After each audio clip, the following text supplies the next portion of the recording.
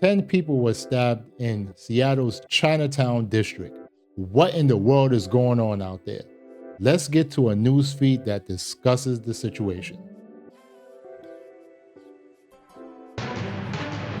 Breaking tonight, 6 stabbings, 10 people hurt. Now 1 person is in custody following a series of seemingly random attacks that culminated with a mass stabbing this afternoon. The stabbings happened over a stretch of 36 hours in Seattle's Chinatown-International district, starting early Thursday morning and ending around 2 p.m. today near 12th and Jackson. Video from a traffic camera here in the area captured part of today's attack. You can see a man dressed in black walk up behind one of the victims and stab them in the upper body.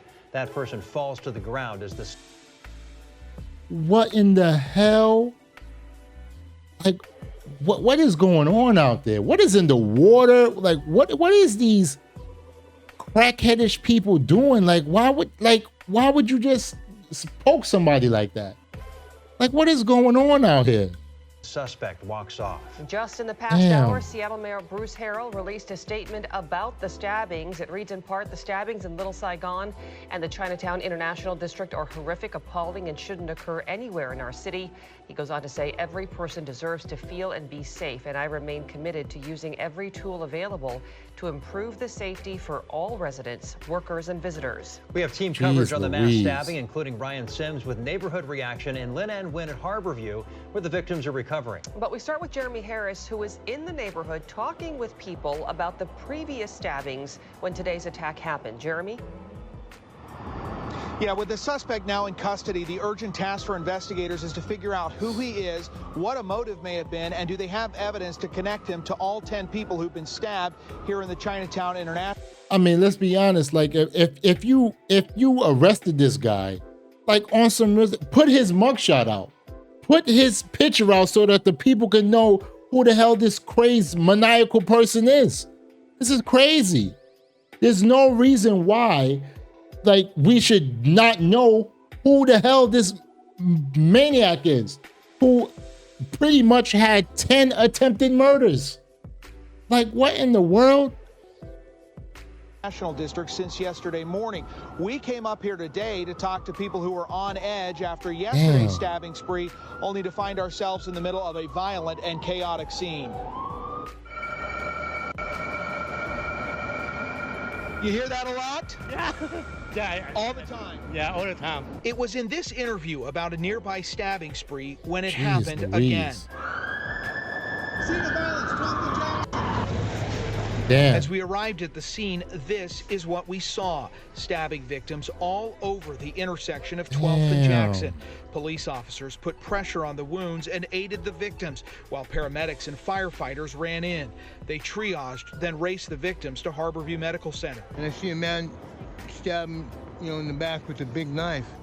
The knife, broke and stayed in his back. The witnesses tell us it was totally random. A man just walked up and started stabbing people. Crazy. Freaking out. I'm like, my friends. Like, what the hell? Is this person deranged? Like, is he on some type of super crazy, what's that, hallucinating drug?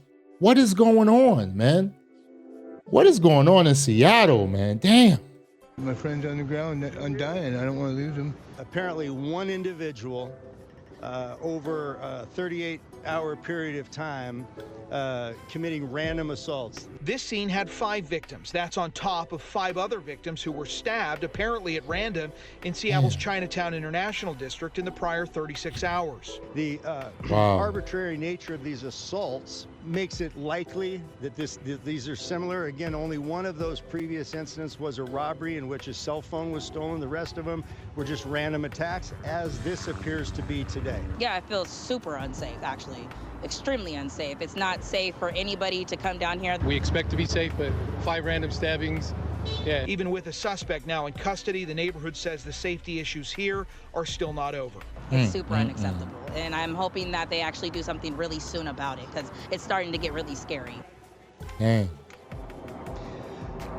A stabbing spree like this is certainly alarming enough as is, but as they just heard there are broader issues going on here, especially in Little Saigon in the Chinatown-International District. To speak to that, you can see behind us, fire crews just arrived here while I've been doing this live shot.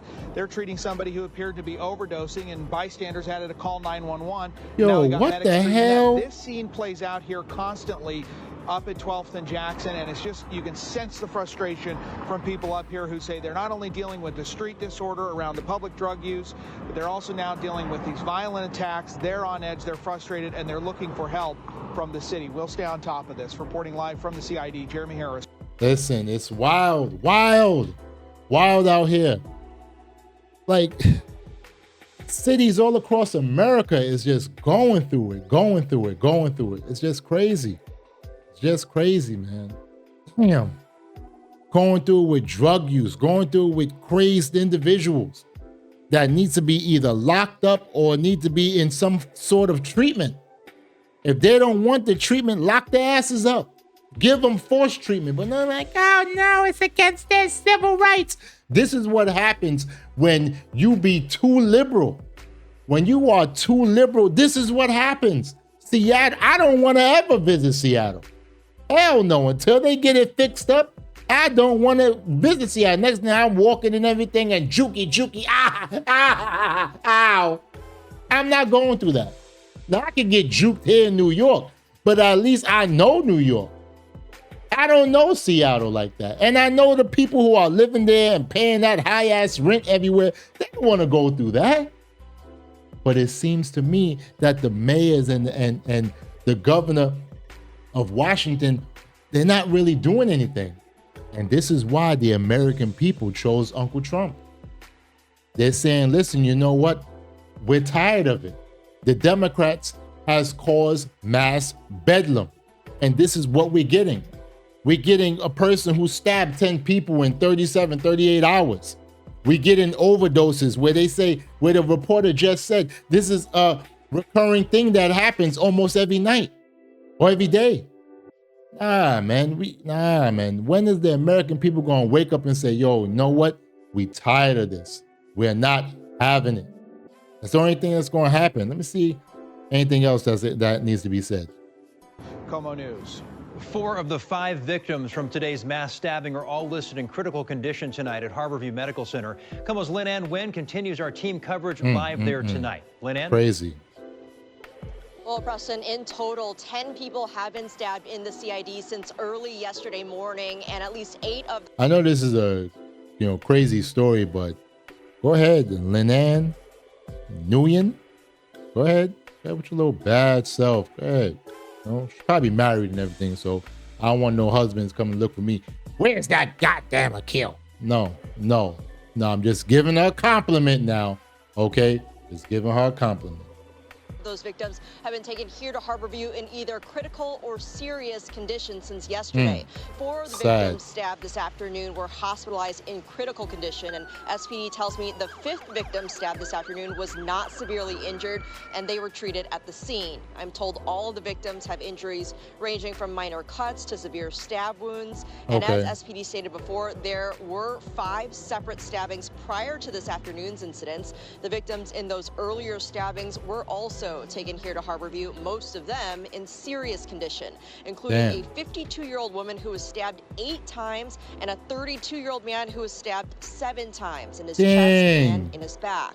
Another victim told police the suspect approached his vehicle near 8th and King last night, forcing the door open and tried to stab him in the chest, which he blocked, but he was then cut on his hand. First responders also took 2 more victims to Harborview, one man with multiple stab wounds and another man who was found bleeding heavily from his neck this morning around 1 a.m. near 12th and Jackson. Now again, all of these victims were stabbed in the same general area in the CID, all within a couple of blocks of 12th and Jackson. All of these incidents seemingly random. Reporting live in Seattle tonight. Guys, I don't know what is going on out here. Whatever super drug these people are taking, it's getting ridiculous. It is getting ridiculous. And the people have spoken. They want Uncle Trump to come in and clean this up, because the cities of where we're living, it's like our politicians are not doing anything. They're not. They just recalled San Francisco Mayor London breed because of the chaos that's going over there. The West Coast is getting wild. And people are tired of it. They do not want this. They want to be able to live safely. They want to be able to do what they got to do and have fun. But they can't do that when you got a mass stabber, Jack the Ripper type person that's out there, and people doing drugs and overdosing and all this crap around the city that you live and you paying a lot of money for. People don't got time for that. So we got to do things differently. And American people, we are tired of it. They voted for Uncle Trump, and this is what's going on right here. My heart goes out to the people of Seattle because they don't deserve it. I hope those 10 people that got stabbed, I hope they make a full recovery. This is ridiculous. I'm glad that they got somebody in damn custody, but they need to put out that person's mugshot so we know who they are. Okay, just based off that little video where the type of clothes and the way that they were walking, I even have some assumption of the type of person, but I'm not going to say it because I don't want to be wrong. So I would prefer to wait till they pull out a mugshot and then we know exactly who did it. But this is getting out of control and people are getting tired of it. And I'm telling you, it's end up going to happen where cities are going to vote law and order mayors and people are going to be going down. This is, I could be wrong. Some people could probably stay liberal and say, I have a bleeding heart for the undesirables. No, people are going to say, I'm tired of this crap.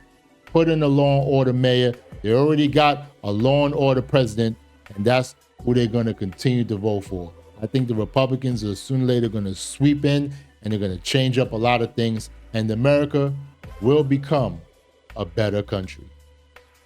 Guys, thank you so much for watching this video. I greatly appreciate it.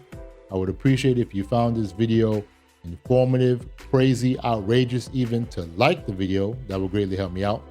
Make some comments. Tell me how do you feel about this situation. Tell me how you feel about 10 people getting stabbed in Seattle's Chinatown district. That's just wild. I can't believe this. Tell me how you feel about them not even letting out the mugshot of the guy as yet. What's going on with that? I would like to greatly hear from you. And last but not least, if you're not subscribed to this channel, I greatly appreciate if you do subscribe. Why? I'm a new YouTuber and I'm trying to grow. And I'm trying to reach over 1,000 subscribers by my birthday on December 14th. So please help a brother out. Thank you for watching. Really appreciate you. I love each and every one of you. Be safe. Peace.